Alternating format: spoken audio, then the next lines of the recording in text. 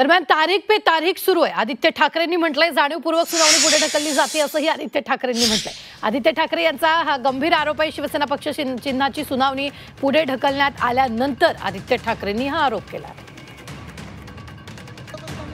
कानून के हाथ लंबे आता कदाचित हे पण ऐकायला मिळेल की न्याय की राह लंबी है।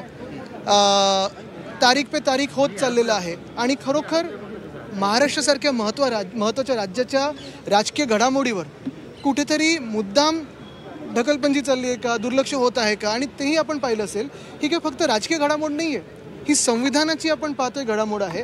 ह्याच्यात जे संविधानाप्रमाणे पक्ष झाले पाहिजेत किंवा बनले पाहिजेत त्या पक्षाचीच चोरी झाली आहे, त्या लोगोची चोरी झाली आहे आणि चोरांना वेळ मिळत चाललेला आहे। हे दुर्दैव आहे। ते जरी असलं तरी आम्ही जनतेच्या न्याय अदालतमध्ये आहोतच।